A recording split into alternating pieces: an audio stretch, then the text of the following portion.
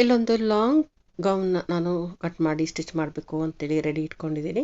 ಇಲ್ಲಿ plain cloth ಬಂದು ಇಲ್ಲಿ ಡೌನ್ ಸೈಡಲ್ಲಿ ಬರುತ್ತೆ, ಇಲ್ಲಿ ನೆಟ್ ಕ್ಲಾತ್ ಬಂದು ಟಾಪಲ್ಲಿ ಬರುತ್ತೆ. ಇಲ್ಲಿ ಪನ್ನ ದೊಡ್ಡದು ಆಗಿದ್ರಿಂದ ಇಲ್ಲಿ ನಾನು ಅದನ್ನು ಹಾಫ್ ಅಲ್ಲಿ ಫೋಲ್ಡ್ ಮಾಡಿಕೊಂಡು ಮತ್ತೆ ಇನ್ನೊಂದು ಹಾಫ್ ಅಂದರೆ ಕ್ವಾರ್ಟರಲ್ಲಿ ನಾನು ಇಲ್ಲಿ ಫೋಲ್ಡ್ ಮಾಡಿ ಇಟ್ಕೊಳ್ತೀನಿ. ಒಟ್ಟು 4 ಎಳೆಯಲ್ಲಿ ಇಲ್ಲಿ ಫೋಲ್ಡ್ ಮಾಡಿ ಇಟ್ಕೊಳ್ತೀನಿ. ಇನ್ನು ಫ್ರಂಟ್ ಟು ಬ್ಯಾಕ್ ಒಂದೇ ಸಲ ಇಟ್ಕೊಂಡು ನಾನು ಇಲ್ಲಿ ಮಾರ್ಕ್ ಮಾಡ್ಕೊಳ್ತೀನಿ.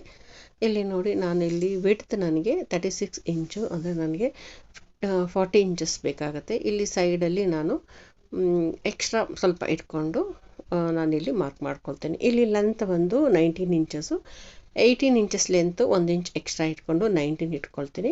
ನೆಕ್ಸ್ಟ್ ಶೋಲ್ಡರಲ್ಲಿ ಹಾಫ್ ಶೋಲ್ಡರು 7.5 ಇಟ್ಕೊಳ್ತೀನಿ. ಇಲ್ಲಿ ಮಾರ್ಕ್ ಮಾಡಿಕೊಂಡು ನಾನಿಲ್ಲಿ ಆರ್ಮ್ನ 7 ಇಂಚಸ್ ಡೌನಲ್ಲಿ ಇಟ್ಕೊಂಡು ಮಾರ್ಕ್ ಮಾಡ್ಕೊಳ್ತೀನಿ. ಉಳಿದಿದ್ದು ಸೈಡ್ ಇಲ್ಲಿ ಆರ್ಮ್ ಶೇಪ್ ತಗೊಳ್ತೀನಿ. ಇಲ್ಲಿ ಬ್ಯಾಕು ಫ್ರಂಟ್ ಎರಡು ಒಂದೇ ಸಲ ಇಟ್ಕೊಂಡು ಬ್ಯಾಕ್ ಮಾರ್ಕ್ ಮಾತ್ರ ಮಾಡ್ಕೊಳ್ತೀನಿ. ಇಲ್ಲಿ ನೋಡಿ, ಸೈಡ್ ನೆಕ್ಕು 2.5 ಇಟ್ಕೊಂಡು ಬ್ಯಾಕ್ ನೆಕ್ಕು ಇಲ್ಲಿ 2.5 ಇಟ್ಕೊಂಡು ಒಂದು ಶೇಪ್ ತಗೊಳ್ತೀನಿ. ಇಷ್ಟೇ ಇದು. ಈ ಎರಡೂ ಸೇರಿಸಿ ನಾನಿಲ್ಲಿ ಮಾರ್ಕ್ ಮಾಡ್ಕೊಳ್ತಾ ಇದ್ದೀನಿ. ಇಲ್ಲಿ ನಾನು ನೆಕ್ನ ಸರಿ ಶೇಪ್ ಹಾಕ್ಕೊಂಡು ಇಲ್ಲಿ ಶೋಲ್ಡರ್ ಸೈಡಲ್ಲಿ ಒಂದು 1/2 ಇಂಚ್ ಒಳಗಡೆ ಇಟ್ಕೊಂಡು ಇಲ್ಲಿ ನಾನು ಆರ್ಮ್ ಶೇಪ್ನ ತಗೊಳ್ತೀನಿ.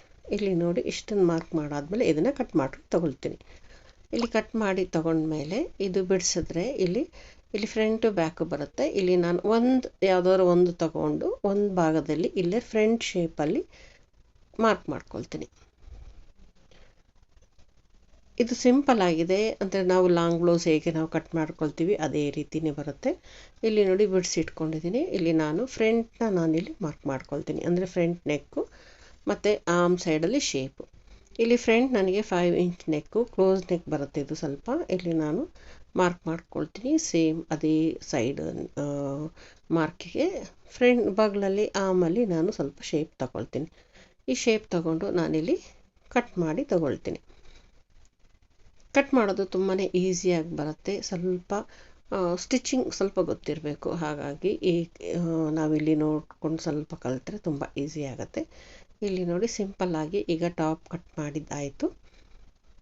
ಇಲ್ಲಿ ನಾನು ಇವಾಗ ಸ್ಲೀವ್ನ ಕಟ್ ಮಾಡ್ಕೊಳ್ತೀನಿ. ಸ್ಲೀವ್ ಬಂದ್ಬಿಟ್ಟು long sleeve, 23 inches length, width. ನಾನು ಸ್ವಲ್ಪ ಹಾಗೆ ಫ್ರೀಯಾಗಿ ಇಟ್ಕೊಳ್ತಾ ಇದ್ದೀನಿ.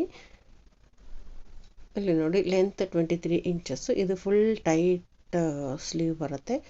ಇಲ್ಲಿ ನಾನು ಅಂದಾಜ್ ಮೇಲೆ ನಾನು ಲೆಂತ್ ಎಷ್ಟು 23 ಬೇಕು ಅಷ್ಟನ್ನು ಇಟ್ಕೊಂಡು ಫೋಲ್ಡಿಗೆಲ್ಲ ಬಿಟ್ಕೊಂಡು ನಾನಿಲ್ಲಿ ಮಾರ್ಕ್ ಮಾಡ್ಕೊತೀನಿ.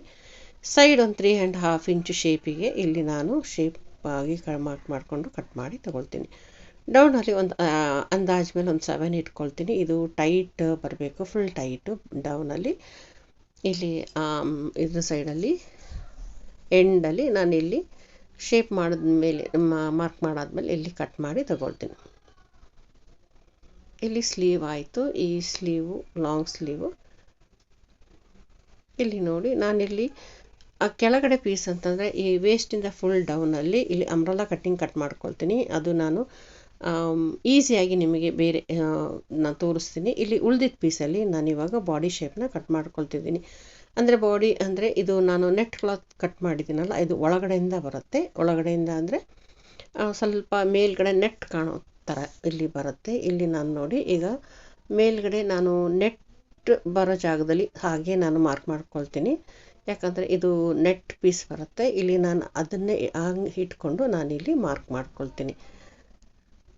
ಅಂದರೆ ಈ ರೀತಿ ಮಾರ್ಕ್ ಮಾಡಿಕೊಂಡ್ರೆ ಬಟ್ಟೆನೂ ನಮಗೆ ವೇಸ್ಟ್ ಆಗೋದಿಲ್ಲ. ನಮಗೆ ಎಷ್ಟು ಬೇಕೋ ಬಾಡಿ ಕ್ಲಾತು ಅಷ್ಟೇ ಇಲ್ಲಿ ಕ್ಲೀನಾಗಿ ನಾವು ಮಾರ್ಕ್ ಮಾಡಿ ಇಲ್ಲಿ ತಗೊಳ್ಬೋದು. ಇಲ್ಲಿ ನೋಡಿ, ಇಲ್ಲಿ ನಾವು ಮೇಲ್ಗಡೆ ಚೆಸ್ಟ್ ಹತ್ರ ಸ್ವಲ್ಪ ರೌಂಡ್ ಶೇಪಲ್ಲಿ ಈ ಕ್ಲಾತ್ ಬರುತ್ತೆ, ಅಂದರೆ ಇದು ಬಾಡಿಗೆ ಅಟ್ಯಾಚ್ ಆಗುತ್ತೆ.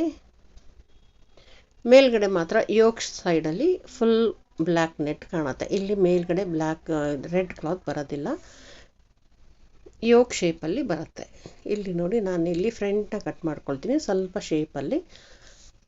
ಸೈಡಲ್ಲಿ ಆರ್ಮ್ಗೆ ಅಲ್ಲಿ ಜಾಯಿನ್ ಆಗುತ್ತೆ. ಇಲ್ಲಿ ನೋಡಿ, ಕಟ್ ಮಾಡಿಕೊಂಡು ಇಲ್ಲಿ ಮೇಲ್ಗಡೆಯಿಂದ ಒಂದು 7 ಇಂಚಸ್ ಡೌನ್ ಬಿಟ್ಟು ನಾನು ಇಲ್ಲಿ ಮಾರ್ಕ್ ಮಾಡಿಬಿಟ್ಟು ಆರ್ಮ್ನ ಕಟ್ ಮಾಡಿಕೊಂಡು ತಗೊಳ್ತೀನಿ. ಹೀಗೆ ಇದು ಫ್ರಂಟ್ ಆಯಿತು. ಬ್ಯಾಕ್ನು ಇದೇ ಇದರಲ್ಲಿ, ಅಂದರೆ ಬ್ಯಾಕ್ ಸ್ವಲ್ಪ ಕ್ರಾಸ್ ಆಗಿ ಬರುತ್ತೆ ಅಷ್ಟೇ, ಶೇಪ್ ಬರೋದಿಲ್ಲ. ಫ್ರಂಟ್ ಮಾತ್ರ ಸ್ವಲ್ಪ ಸ್ವಲ್ಪ ಕ್ವಾರ್ಟರ್ ರೌಂಡಲ್ಲಿ ಶೇಪಲ್ಲಿ ಬರುತ್ತೆ.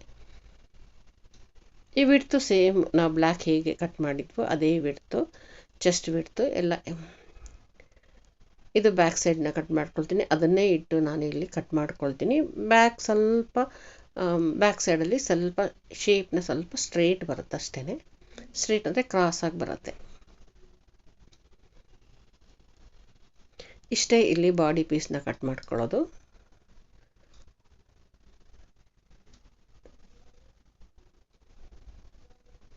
ಸೈಡಲ್ಲಿ ಆಮಲ್ಲಿ ಜಾಯಿಂಟ್ ಆಗುತ್ತೆ. ನೆಕ್ಸ್ಟ್ ಬ್ಲ್ಯಾಕ್ ಮೇಲ್ಗಡೆ ಬ್ಲ್ಯಾಕ್ ನೆಟ್ನ ಇಲ್ಲಿ ನಾನು ಲೈನಿಂಗ್ ಹಾಕ್ಕೊಂಡು ಹೊಲ್ಕೊಂಡ ಮೇಲೆ ಇಲ್ಲಿ ಜಾಯಿಂಟ್ ಮಾಡ್ಕೊಳ್ಳೋದು. ಇದು ನೋಡಿ ಸುಮ್ಮನೆ ಹೀಗೆ ಸ್ವಲ್ಪ ಕ್ರಾಸ್ ಆಗಿ ಬರುತ್ತೆ ಬ್ಯಾಕ್ ಸೈಡು. ಇಷ್ಟೇ, ಇದನ್ನು ಕಟ್ ಮಾಡಿ ತಗೊಳ್ತೀನಿ. ಇದಕ್ಕೆ lining same as it is same cut ಮಾಡಿಕೊಂಡು ತಗೊಳ್ತೀನಿ.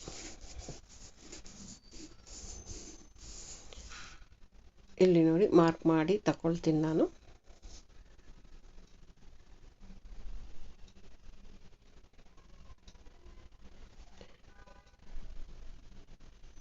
ಗೌನ್ನ ನಾವು ಸಿಂಪಲ್ ಆಗು ಹೊಲಿಬೋದು, ತುಂಬ ಫ್ಯಾಷನಬಲ್ ಆಗು ಹೊಲಿಬೋದು. ಇದು ಸಿಂಪಲ್ ಒಂದು ಸ್ಟ್ರೈಟ್ ಗೌನು. ಸ್ವಲ್ಪ ಲೆಂತ್, ತುಂಬ ಲೆಂತ್ ಬರುತ್ತೆ. 59 ಇಂಚಸ್ ಲೆಂತಲ್ಲಿ ಇಲ್ಲಿ ಬರುತ್ತೆ, ಅಂದರೆ ದೊಡ್ಡವ್ರ ಸೈಜ್ ಇದು. ಹೀಗಾಯಿತು. ಇದನ್ನು ನಾನು ಒಳಗಡೆ ಲೈನಿಂಗ್ ಕ್ಲಾತ್ನಲ್ಲಿ ಕಟ್ ಮಾಡಿ ತಗೊಳ್ತೀನಿ. ಈಗ ನೋಡಿ, ಇದು ಒಂದು ಲಾಂಗ್ ಪೀಸ್ ಇದೆ ಅಂತ ತಿಳ್ಕೊಳ್ಳಿ. ಇದು ದೊಡ್ಡ ಪೀಸು, ಆದರೆ ನಾನು ಸಣ್ಣ ಶೇಪಲ್ಲಿ ನಾನು ತೋರಿಸ್ತೀನಿ. ಇವಾಗ ನೋಡಿ, ಈಗ ಲೆಂತ್ ವೈಸಲ್ಲಿ ಇದನ್ನು ಫೋಲ್ಡ್ ಮಾಡಿ ಇಟ್ಕೊಳ್ತೀನಿ ನಾನು. ಈಗ ಲೆಂತ್ ನಮಗೆ ಇವಾಗ 45 ಬೇಕು. ಇಲ್ಲಿ ನಾನು ಮೇಲ್ಗಡೆ ಕಾರ್ನರಿಂದ ಒಂದು 14 ಇಂಚಸ್ ಲೆಂತ್ ಇಟ್ಕೊಳ್ತೀನಿ. ಇಲ್ಲಿ ವೇಸ್ಟ್ ಸೈಡಲ್ಲಿ ಇಟ್ಕೊಂಡು ಒಂದು ರೌಂಡ್ ಶೇಪ್ ತಗೊಳ್ತೀನಿ. ನೆಕ್ಸ್ಟ್ 45 ಲೆಂತಲ್ಲಿ ನಾನಿಲ್ಲಿ ಒಂದು ಮಾರ್ಕ್ ಮಾಡ್ಕೊಳ್ತೀನಿ. ಈ ಮಾರ್ಕ್ ಮಾಡಬೇಕಾದ್ರೆ ಅಂಬ್ರೆಲಾ ಕಟ್ಟಿಂಗ್ ಕ್ಲೀನಾಗಿ ಒಂದೊಂದು ಲೈನು ಕ್ಲೀನಾಗಿ ಸರಿ ಇದೆಯಾ ಅಂತ ನೋಡಿಕೊಂಡು ರೌಂಡ್ ಶೇಪಲ್ಲಿ ತೊಗೋಬೇಕು. ರೌಂಡ್ ಶೇಪ್ ಬರಲಿಲ್ಲ ಅಂದರೆ ಸ್ವಲ್ಪ ಅದು ಕ್ರಾಸ್ ಪೀಸ್ ಇರೋದ್ರಿಂದ ಮೇಲೆ ಕೆಳಗೆ ಆಗುತ್ತೆ. ಈಗ ನೋಡಿ, ಇದು ವೇಸ್ಟು ಕೆಳಗಡೆ. ಇಲ್ಲಿ ನಾವು ಲೆಂತ್ ಯಾವಾಗಲೂ ಅದು ತುಂಬ ಲೆಂತ್ ಇದ್ದರೆ ಮಾತ್ರ ಸರಿ ಹೋಗುತ್ತೆ, ಇಲ್ಲ ಸ್ವಲ್ಪ ಪನ್ನ ಕಡಿಮೆ ಇದ್ದರೆ ಪೀಸ್ ಹಾಕಲೇಬೇಕು. ಇಲ್ಲಿ ನೋಡಿ, ರೌಂಡ್ ಶೇಪಿಗೆ ಇಲ್ಲಿ ಸೈಡಲ್ಲಿ ಒಂದು ಪೀಸ್ ಕಟ್ ಮಾಡ್ಕೊಂಡಿದ್ದೀನಿ. ಈ ರೀತಿ ಜಾಯಿಂಟ್ ಮಾಡಿಕೊಂಡ್ರೆ ಅಂಬ್ರೆಲಾ ಬಂತು. ಅಂದರೆ ಇದು ಕ್ವಾರ್ಟರ್ಲಿ ಅಂಬ್ರೆಲಾ. ಇದು ಇದೇ ಥರ ನಾನು ದೊಡ್ಡ ಪೀಸಲ್ಲಿ ಕಟ್ ಮಾಡಿ ಇಟ್ಕೊಂಡಿದ್ದೀನಿ. ನೋಡಿ, ಇಲ್ಲಿ ಕಟ್ ಮಾಡಿ ಆಗಿ ಹೊಲಿದು ಇಲ್ಲಿ ನಾನು ಅಯನ್ನೆಲ್ಲ ಮಾಡಿ ಇಟ್ಕೊಂಡಿದ್ದೀನಿ. ನೋಡಿ, ಇದು ಮೇನ್ ಪೀಸು, ಮೇಲ್ ಸ್ಯಾಟಿನ್ ಪೀಸು. ಇಲ್ಲಿ ನಾನು ಲೈನಿಂಗ್ ಪೀಸು ಸೇಮ್ ಅಂಬ್ರೆಲಾದಲ್ಲಿ ನಾನು ಕಟ್ ಮಾಡಿ ಹೊಲ್ದು ಅಯನ್ ಎಲ್ಲ ಮಾಡಿ ರೆಡಿ ಇಟ್ಕೊಂಡಿದ್ದೀನಿ. ಈ ರೀತಿ ಅಯನ್ ಮಾಡಿ ಇಟ್ಕೊಂಡ್ರೆ ನಾವು ಫೈನಲಲ್ಲಿ ಅಯನ್ ಮಾಡೋ ಸ್ವಲ್ಪ ಈಸಿ ಆಗುತ್ತೆ. ಇಲ್ಲಿ ನೋಡಿ, ಫ್ರಂಟ್ ಪೀಸ್ನ ನಾನು ಮಾರ್ಕ್ ಮಾಡಿದ್ನಲ್ಲ, ಅದ್ರ ಮೇಲೆ ನಾನು ಲೈನಿಂಗ್ ಕ್ಲಾತ್ ಇಟ್ಕೊಳ್ತೀನಿ. ಸರಿ ಕ್ಲೀನಾಗಿ ಇಟ್ಕೊಳ್ತೀನಿ. ಇದು ಇಟ್ಕೊಂಡು ಇದಕ್ಕೆ ನಾನೊಂದು ನೆಕ್ ಕ್ಯಾನ್ವಾಸ್ನ ಕಟ್ ಮಾಡಿ ಇಟ್ಕೊಂಡಿದ್ದೀನಿ. ನೆಕ್ ಹತ್ರ ಮಾತ್ರ ಸ್ವಲ್ಪ ಸ್ಟಿಫ್ ಆಗಿ ಬರಬೇಕು ಅಂಥೇಳಿ ಇಲ್ಲಿ ಇದು ಲೈನಿಂಗ್ ಕ್ಯಾನ್ವಾಸ್ನ ಇಟ್ಕೊಂಡಿದ್ದೀನಿ. ನೋಡಿ, ಇಲ್ಲಿ ಫ್ರಂಟ್ ಶೇಪ್ ಈ ರೀತಿ ಬರುತ್ತೆ. ಇಲ್ಲಿ ನೋಡಿ, ಈ ರೀತಿ ನಾವು ಪಿನ್ ಮಾಡಿ ಇಟ್ಕೊಂಡು ಇಲ್ಲಿ ಸ್ಟಿಚ್ ಹಾಕಬೇಕು.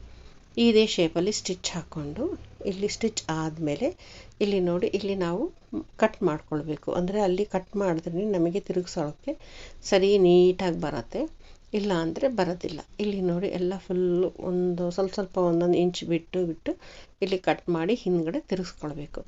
ತಿರುಗಿಸ್ಕೊಂಡು ನೋಡಿ, ಇಲ್ಲಿ ಕ್ಲೀನಾಗಿ ಎರಡೂ ಕಡೆ ಬಿಡಿಸ್ಕೊಂಡು ಇಲ್ಲಿ ಶೇಪಾಗಿ ಉಗುರಲ್ಲಿ ಸ್ವಲ್ಪ ಹಿಂಗೆ ಮಾಡ್ಕೊಂಡು ಬಂದರೆ ಕ್ಲೀನಾಗಿ ಶೇಪ್ ಬರುತ್ತೆ. ಇಲ್ಲಿ ಮೇಲ್ಗಡೆ ನಾವು ಸ್ಟಿಚ್ ಹಾಕೋದೇನು ಬೇಡ, ಆಮೇಲೆ ನೆಟ್ ಕ್ಲಾತ್ ಮೇಲೆ ಸ್ಟಿಚ್ ಹಾಕಬೇಕಾಗಿ ಬರುತ್ತೆ. ಹಾಗಾಗಿ ಇವಾಗ ಏನು ಹಾಕೋದಿಲ್ಲ. ಇಲ್ಲಿ ನೋಡಿ, ಫ್ರಂಟು ಬ್ಯಾಕು ಎರಡೂ ರೆಡಿ ಮಾಡ್ಕೊಂಡಿದ್ದೀನಿ.